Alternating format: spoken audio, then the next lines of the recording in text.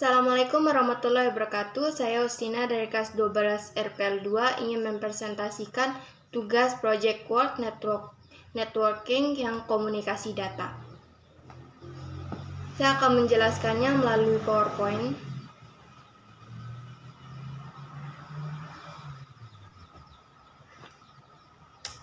Pembahasan pengertian komunikasi data. Komunikasi data adalah proses pengiriman dan penerimaan data atau informasi dari dua atau lebih alat atau device, seperti komputer, laptop, telepon genggam, atau printer, dan alat komunikasi lain yang terhubung dalam sebuah jaringan, baik lokal maupun yang luas, seperti internet. Secara umum ada dua jenis komunikasi, yaitu melalui infrastruktur terestrial yang menggunakan media kabel atau kabel sebagai aksesnya. Yang kedua adalah melalui satelit, menggunakan satelit sebagai aksesnya. Apa yang menyebabkan kita sangat membutuhkan komunikasi data? Yang pertama, dengan menggunakan sistem ini akan terasa lebih efisien. Yang kedua, sebagian besar pengguna komputer hampir menggunakan data sebagai alat komunikasi, alat kantor, perusahaan, atau institusi-institusi lainnya. Yang ketiga, menjaga data agar sesuai tujuan yang diinginkan. Yang keempat, dapat mengurangi keterbatasan waktu. Yang kelima, data menjadi terahasiakan bila ada data yang tidak boleh diketahui pihak lain. Bagaimana cara menjaga data dan sistem komunikasi data? Pertama, pastikan media transmisi tidak rusak. Yang kedua, memastikan alamat IP yang mau dikirim benar. Lindungi kabel-kabel dari binatang perusak dan letakkan di tempat yang aman. Yang terakhir, selalu rutin scan virus, direkomendasikan sehari 2 kali. Prinsip komunikasi data. Pertama, mengirim. Kedua, media pengantar. Yang ketiga, sink atau penerima. Tujuan komunikasi data.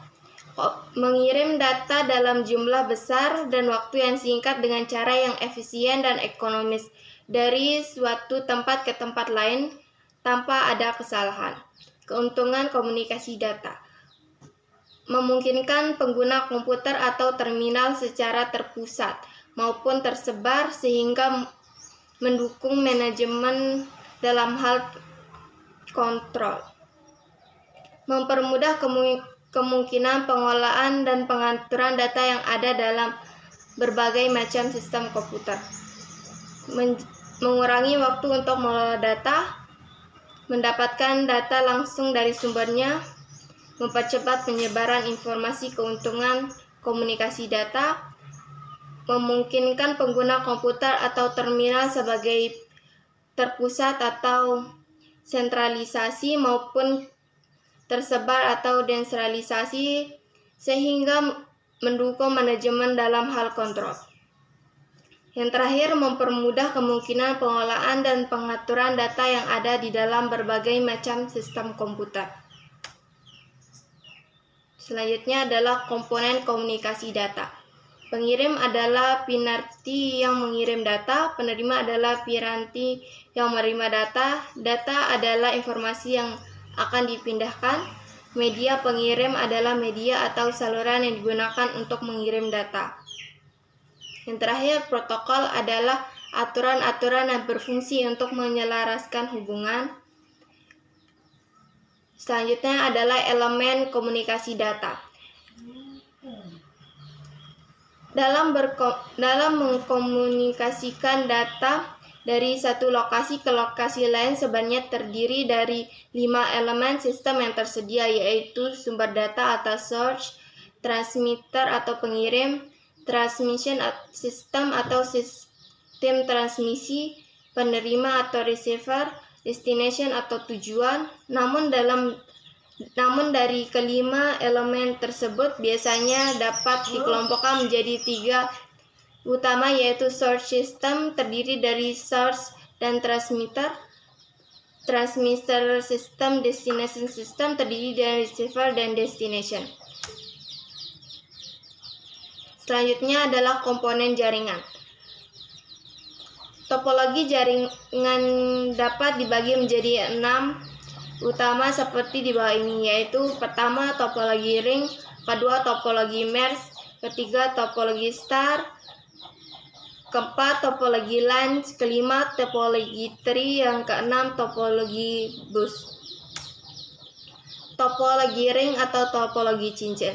Topologi ini adalah topologi jaringan berbentuk lingkaran titik yang masing-masing terhubung ke titik lainnya sedemikian sehingga membentuk jalan melingkar, membentuk cincin. Pada teknologi cincin, masing-masing titik atau node berfungsi sebagai repeater yang akan memperkuat sinyal yang diperpanjang sirkulasinya. Ini adalah gambarnya. Yang kedua adalah topologi mesh atau topologi jala. Topologi mesh adalah topologi bentuk hubungan antara perangkat di mana setiap perangkat terhubung secara langsung ke perangkat lainnya yang ada di dalam jaringan. Akibatnya dalam topologi mesh, setiap perangkat dapat berkomunikasi langsung dengan perangkat yang dituju atau di cat links. Ini adalah gambar topologi mesh. Selanjutnya adalah topologi star atau topologi bintang. Topologi star merupakan bentuk topologi jaringan yang berupa konveksi dari node tengah ke setiap node atau pengguna. Topologi jaringan atau star bentuk bintang termasuk topologi jaringan dengan biaya tengah. Selanjutnya adalah topologi lines atau topologi runtut. Jaringan komputer dan topologi lines atau topologi runtut biasanya disebut dengan topologi bus beruntut. Tata letak ini termasuk tata letak umum. Satu kabel utama menghubungkan tiap titik sambungan komputer yang dihubungkan dengan menyambung yang disebut dengan penyambung T, dan pada ujung harus diakhiri dengan sebuah pengamat terminator. Selanjutnya topologi tree atau topologi pohon. Topologi tree atau pohon adalah kombinasi karakteristik atau topologi bintang dan topologi bus. Topologi ini terdiri atas kumpulan topologi bintang yang berhubungan dengan dalam satu topologi bus sebagai jalur punggung atau backbone. Komputer-komputer dihubungkan ke hub, sedangkan hub lain dihubungkan sebagai jalur tulang punggung. Yang terakhir ada topologi bus. Topologi bus merupakan topologi yang banyak digunakan pada masa penggunaan kabel spasi menjamur dengan menggunakan T-konektor dengan terminal 50 ohm pada ujung network. Maka komputer atau perangkat jaringan lainnya bisa dengan mudah dihubungkan satu sama lain. Konfigurasi jalur komunikasi.